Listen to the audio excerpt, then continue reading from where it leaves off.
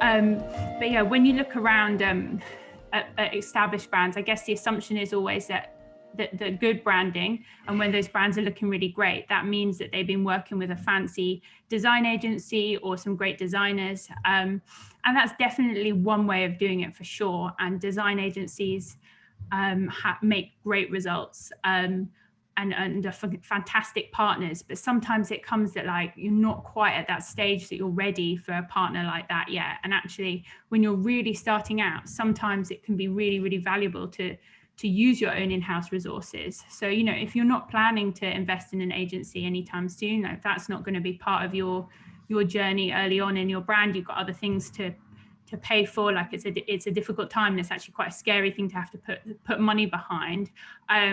What I'm kind of here to tell you, and what I'm here to advocate for, is that it can be a really big advantage to you when you're starting out to do things yourself. So do it yourself does have a big advantage here. As I mentioned, like some young brands, you're not quite developed enough to benefit from working with an agency. Like you're still working out essentially who you are, and what your brand is, what you stand for, who your customer is. So it's quite tricky to sometimes put that into words. You're the expert on your brand, but the things you know about your product and what you do, they might be more instinctive, you know, that you know what's right for you and what isn't, rather than it's something that you can really put into words and brief in an agency. Another side of things that I think in your first few years of trading as your business, you're moving incredibly fast. So your brand might not be fully formed yet. You might not have all the building blocks of what it's going to become, but it's certainly evolving. And what you want to do is be able to harness that agility and harness that movement and be able to move really quickly and make all those changes. I think the last thing you want to do at this stage is get stuck essentially with this expensive branding that you know worked for you last month or last year but doesn't work for you now. So allowing yourself to stay agile in that way and be flexible and keep learning is really great. The last thing you want to do is feel like obliged to use something just because you spent money on it. So you can make the most of that agility and that fast pace by being as hands-on as possible. As I said, doing things yourself, getting really stuck in and be really involved with how your brand develops, because essentially you're the expert in your own brand. While you can listen to advice and you'll get lots of it, don't let anyone kind of tell you how it should be. The choices you may make yourself instinctively about it might be more honest and more appropriate for you and more successful than any kind of expert opinion from outside of how you should be. So the way of being hands-on that I mean, and the way I've kind of phrased it for the title of this presentation, I guess, is by using your own in-house resources. So essentially, rather than going outside your business and working with an agency, so you know, using what you have. If you're a really small business, that probably means yourself, because you're probably doing everything yourself at this stage. If you're a little bit bigger, we know if you're starting to recruit people and have a bit of a team, this might mean that you have the resource to have like an in-house, like a dedicated sales and marketing person, or even a dedicated in-house designer.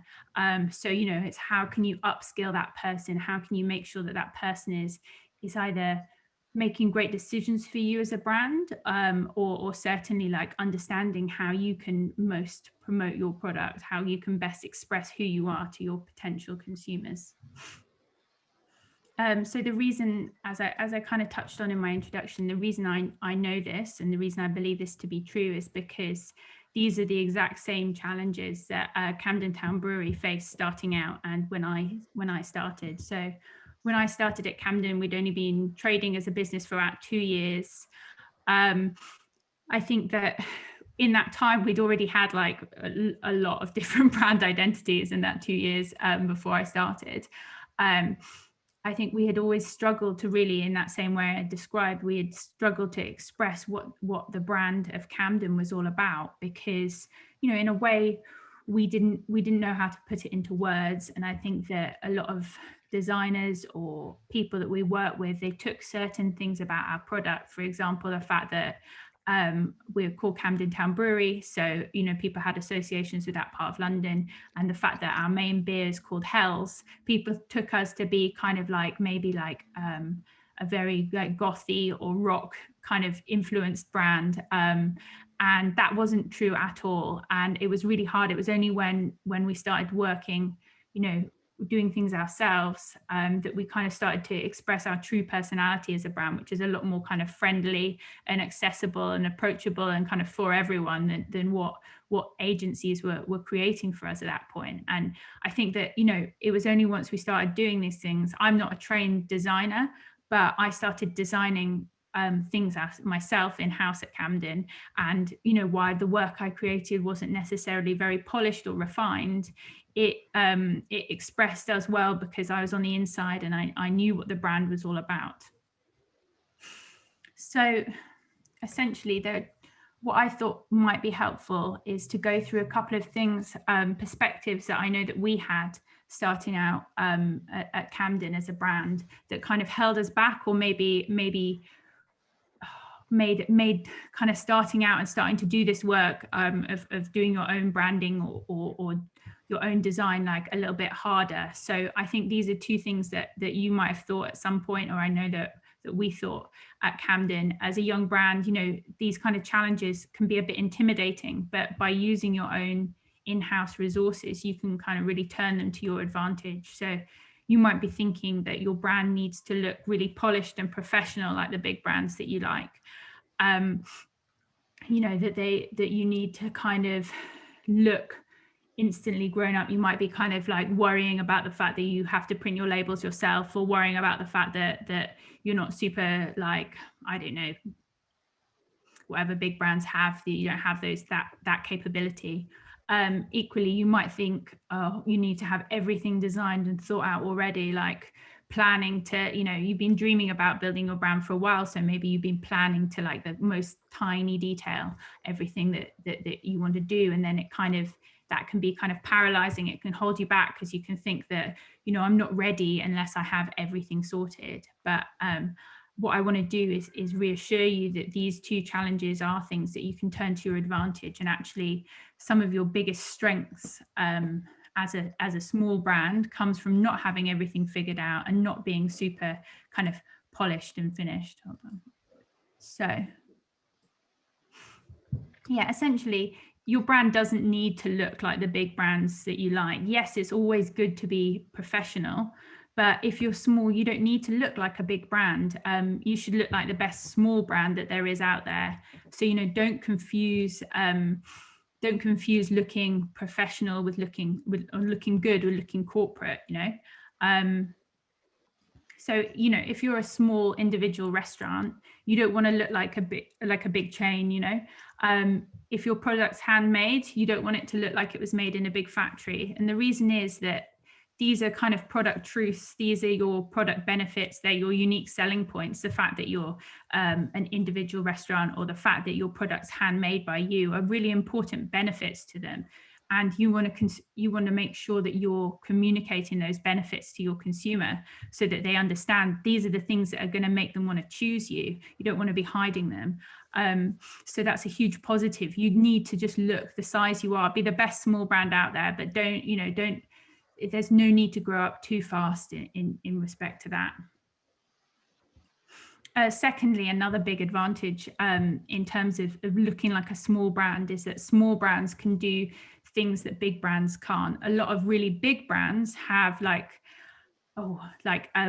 Camden, or like huge brands like Innocent Drinks, have the philosophy that they want to act small but think big. So they want to be able to act in the kind of the way that small brands do, because those ways are really, really personal. So stuff like handwritten labels, hand deliveries, serving your own food, telling your story, being the face of your brand, are amazing opportunities and great things to do.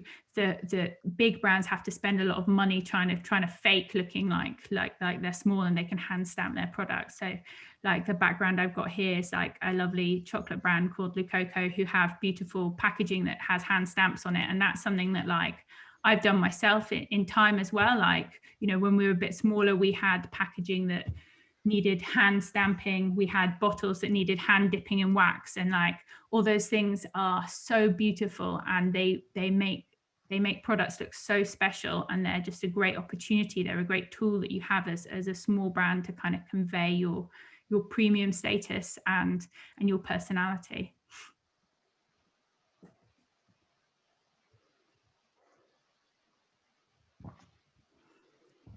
In the same way, as I mentioned, if you're growing and moving very fast, it's important that you as a brand are really agile and flexible.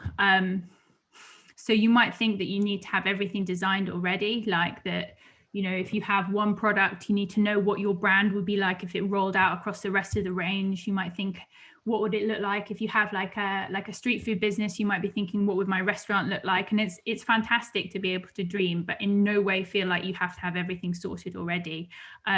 It's so important to be able to be flexible. I think that one of the biggest things that I've learned is that just to only create and make what you need, because this allows you to change. So run everything really tight. So, if you need one logo for your one product, that's all you need. Do minimum runs of labels, only, don't buy too much stuff, because that will allow you that flexibility to change all the time, and not be held back by feeling like you need to keep things the same. And which brings me on to kind of my next point, which is don't be afraid to change. So here you can see some of the different packaging designs that we've had at Camden over the last 8 years. And I'd say that this is probably over the last 10 years. And most of these were in the first 5 years. That's when the most changes were. You need to be able to evolve and change quickly if you want to. There's no reason you need to be set on who your brand is or what you look like right now. And being small, doing things yourself will be what allows you to have that flexibility, because it is and was for Camden super expensive and annoying to pay designers to do all these different works. And we had the rest of the business saying, you just designed a label last year for this, we're still kind of basically paying for that in our budget, you can't do it again. So if you do things in-house, you can change as much as you like. We had times at Camden where we've sent out one batch of beer with all different labels on it because we weren't sure which we like best, and that's absolutely fine. You can do that as use that to your advantage. It's essentially it's like the kind of testing, or what they use is A/B testing. It's the kind of testing that, again, big brands pay lots of money to do, to get consumer opinions on loads of different products and designs. So go for it with that one. Then in terms of, so if those are the reasons I think why you should use in-house resources, and my kind of explanations of why you shouldn't be held back by some common kind of challenges, or I guess worries about building your brand and how you do your branding. What I've got next is a few tips, I guess, for how you actually do it. So what do I mean by using in-house resources, and how do you actually put that into action? So first up is these tips, which is for when your in-house resources is just you, and the you in that, very lucky if you're a designer and that's the background you come from, because you're probably going to be super confident with this. But what I believe is that, as I mentioned, even if you're not a designer, even if you're making your product labels in PowerPoint and printing things yourself, and you're learning as you go, because it's your brand and you understand it the best, you're still going to make great decisions. So what I've got is just a few easy tips for what I think can really help, essentially. So tip 1 is choose a signature. For us, you can see it's the color red. So this signature could be anything. It could be a color, it could be a material, so wood or metal. It could be a packaging style, but this thing might change again. Like, as I said, don't be afraid to change, but finding like one recognizable style now or one thing that you like can be really helpful in building your brand awareness and establishing your brand without actually having to have that many kind of things actually designed. So red was a super useful one because when we were smaller, like lots of stuff already comes in the color red. So all we needed to do was pick something that was red already and put our logo on it, and it looked like custom Camden branded. And now we're a bit bigger, you know, we roll that out across lots of things. We make them red from scratch, but it's nice that even in all those changes we've had from the early days, red's been our main color that whole time. So it's a great consistent thread. Then second up, pick a font you love. So in terms of typefaces, like you'd be surprised like how many big brands that you see here, like their logos is just their name typed in a typeface with a few kind of obviously like little fancy tweaks, but essentially you can design your own logo, and you don't need to, you know, it doesn't necessarily mean finding the like most unusual font that's out there.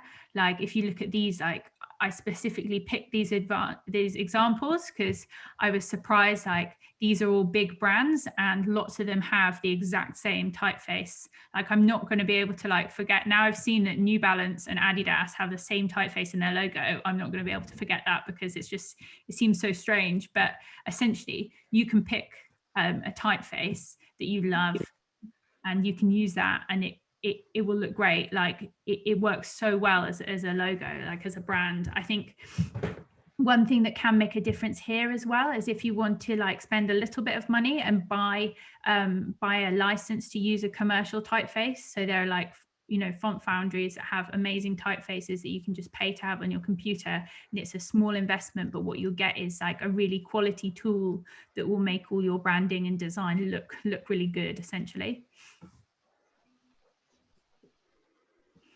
So tip 3 for when you're small is using what's around you. For this is like, I guess it's linked to kind of my other point about choosing a signature. I guess, you know, this using what's around you could mean that signature thing. It could mean like a fabric print, or it could mean like one of those hello my name is stickers or index cards, or like this example here, which is one of those little embossing like labeler machines.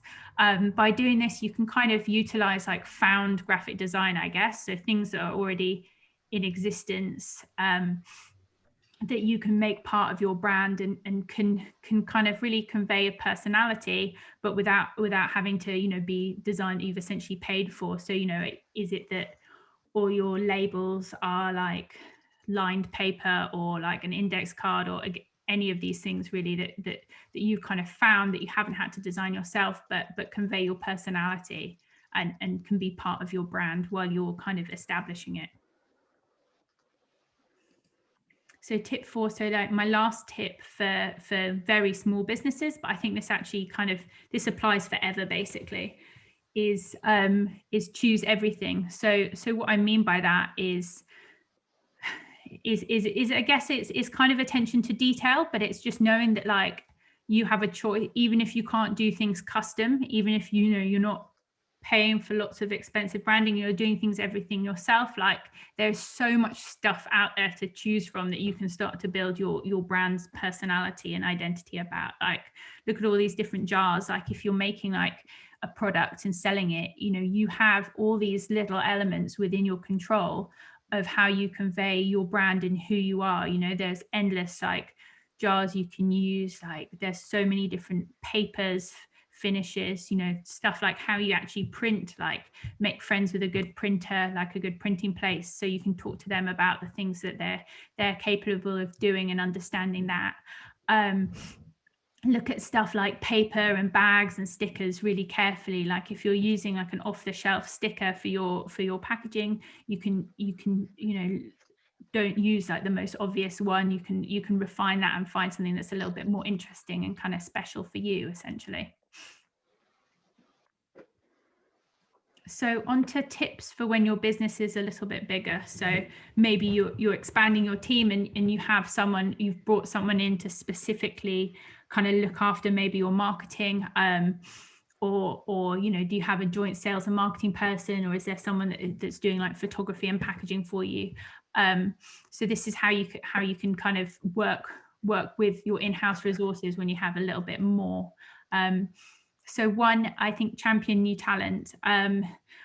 This could mean like people just starting out in their career. It could mean recent graduates. It could mean giving someone who works within your business who's really good at something just a chance to do that as well as what they already do. For example, like, do you want to have like, someone who works in your shop who also does a little bit of design on the side or something like that. Like, there's lots of ways you can go about bringing in-house resource in without having to hire someone full time.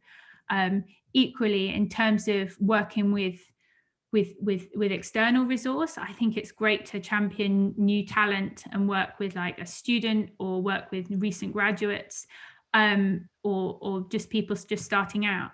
Reason being that if you're a small brand, sometimes it's really good to not be like the kind of small fish in a big pond of someone's agency. Like, sometimes it's good to work with someone who's like as young and hungry as you are, and that you can kind of grow together. I think that if you're a designer, like in the same way that you remember your first customer as a brand, like you always remember your first good job. And I think it's a great opportunity to kind of get someone who's really invested in you, and you can kind of grow as partners, essentially. Tip 2, so when you found that person, or that company, or however you're going to do it, and you're trying to convey your brand to someone else, is to write a great brief. This is a tricky one, and you could probably do, I'm sure there's many like other full briefing workshops on how to brief an agency, or how to brief anyone really. But I think one thing that's worth considering is something that I think it took me quite a few years to get, is like a really important part of brief is like the messaging hierarchy. So think really hard about like what the most important message you want to convey with your brand is. Like, what do you want people to see or think first? Like, when they see your product, what should be the thing that's popping out? I think that's a really important challenge, because sometimes like we know that there's a whole world, like our brand is there's so many elements to it that make it up. So you just think, oh, I want to get everything across on my packaging. But actually, consumers, people shopping, have a very small amount of time to make up their choice. So it's really important that main focus, that main point that you have, is it that you're organic? Is it whatever it is? Like, is it where you're made? Is it like a certain flavor or an ingredient that needs to pop out and have good standout? So make sure that when you're briefing in design work, that thing, that your messaging is really clear to whoever's working on your brand.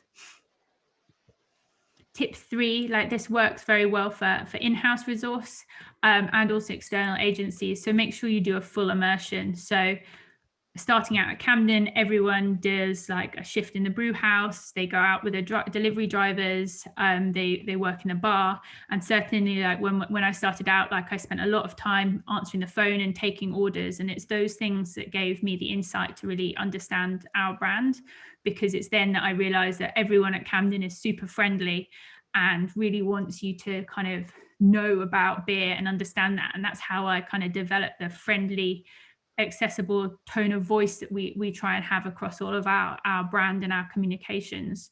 So make sure that you can fully immerse whoever's working on your brand in it, so they understand it and they can convey your personality. Then last up, this is quite a functional one here, but particularly when you're starting to get other people to design stuff for you, make sure that you own those assets. So in 2 ways, make sure that you're getting the buyout you need to be able to use the assets whenever you need them, and make sure that you have access to the design files and that you can edit them, you can change them, you can use them for whatever you need to, because otherwise, like, it's so annoying. I think it's easy to get held back. You kind of forget to ask for the live design files, or forget to get things from things, and you change agencies, and people lose lose their own assets. I mean, I've worked with lots of small businesses where they'd be like, oh yeah, we only have our logo in this one version that's like in a Word document because of whatever reason. We don't talk to the graphic designer anymore, like we don't work with that agency, and that's such a pity. So just make sure you plan for the future and you have all the things that you need for your brand to keep going, essentially. And that's it. Like, those are my tips. So next up, I have my questions, well, some answers to the questions that you guys have submitted. So shall I go on to question 1? Yes, please. Oh, good. Okay. So how do you make sure that your in-house skills are as good or better than external resources? This is a tricky one, because I guess you can't really. I mean, there's always, in the same as with anything, there's always going to be someone better out there.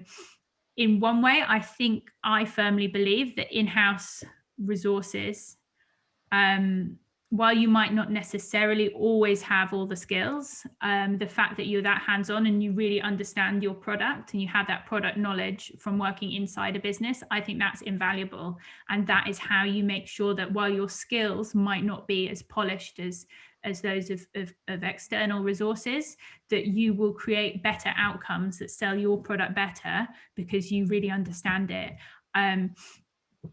I think that's the number one. And also, just whenever you do get an opportunity to learn to work with agencies and stuff, like really like absorb what they're doing, like be nosy, like look at the way they approach things, and sometimes you can take those things and you can bring them in-house, as well as making sure that, you know, you're hiring, like when you are hiring, like in the same way I said, like hire students, or like champion new talent.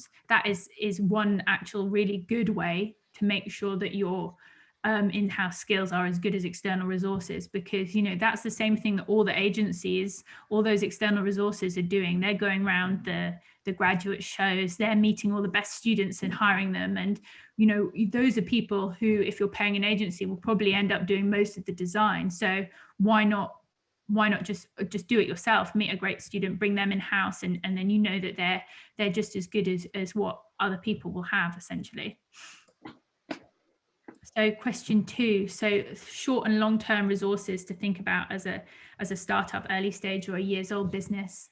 I think that early stage, I think one resource that is useful is that if you are going to be doing some design yourself, or you are going to try and do things yourself, just make sure that you do have like the things you need in terms of like typefaces or computer programs. Like, you don't need to spend a lot of money on it. Maybe it's just like a case of just doing like the free trial of programs and just seeing if you can do it and you do want to do it, because I think that it hugely helps having the right equipment. And in the same time, as a resource, like making really good friends with all your suppliers. So if you're going to have, like, if you're going to need to be printing labels or making any kind of packaging, getting to know the people who do it, and visiting their facility and understanding the capabilities of like their process is a hugely important resource, I think.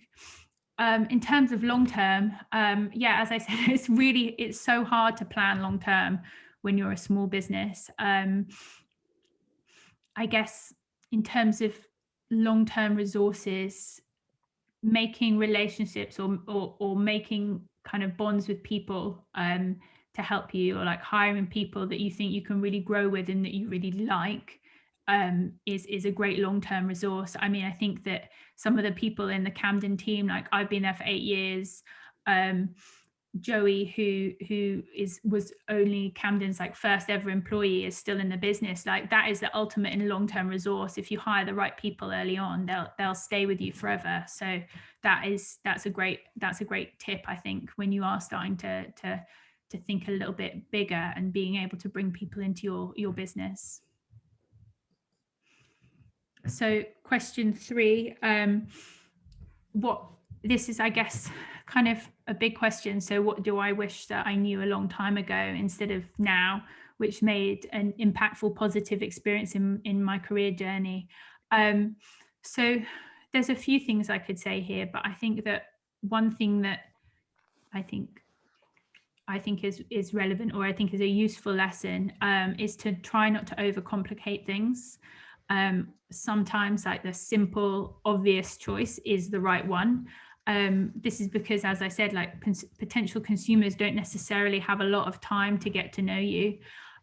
So making your brand really simple and easy to understand is really important, and it will save a lot of time. Like, when I look back on stuff we did or stuff I did starting out, like often it was just way too complicated. Like there was just lots of like levels of confusing references and things I brought into the design that maybe like was interesting, but it didn't necessarily help people understand who we were. And I think the ultimate aim of building your brand and establishing your branding is making yourself easy to understand. So making sure that the people who are buying your product understand why they should be buying it and why they like you, essentially.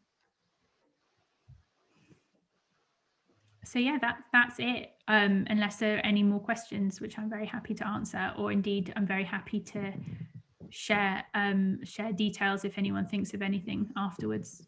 Yeah, so the way we scheduled today's session was so that we could use maybe the final 10 minutes before we wrap up to field any questions from the audience. So if anyone does have any questions about using their in-house resources, how to apply them, or has even got like a situation they just want a point of view on, I think this would be the best time for you to ask it. Don't be afraid, don't be scared. You can type a question, you can just turn on your camera and start talking. You can do whatever you see fit. I've kind of been through this already with Zoe, and so that's how we got the first 3 questions. So you can't rely on me. But anybody? I'm gonna unshare so I can see everything a little bit better. Yeah, of course.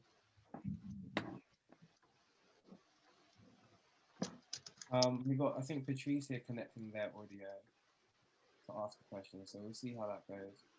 Patrice, feel free to write a question if you can't connect. I've got a question. Something that stood out to me was the fact that you almost like choose everything, allow yourself the opportunity to explore those various different designs, allow yourself the opportunity to chop and change as you see fit because you're starting out. I think for me, it's just like, did that point of view extend to other parts of the business as well? Or is that just something you can carry towards the design? Because I find myself like locked into previous things that may not have been working as effectively as I thought they might. Similar to like the designs, you found yourself locked into designs that you weren't as effective as you thought they might be, and you've changed. But is there any other spaces in the business where you took that philosophy and extended it? I think, yeah, in loads of other places. We've always, like at Camden, certainly, there's always been like a big like environment of change. Like we change things a lot, and there's always been that thing like, if things aren't working, like feel free to completely change them. So that might mean changing, improving recipes of like what are like our core or main products.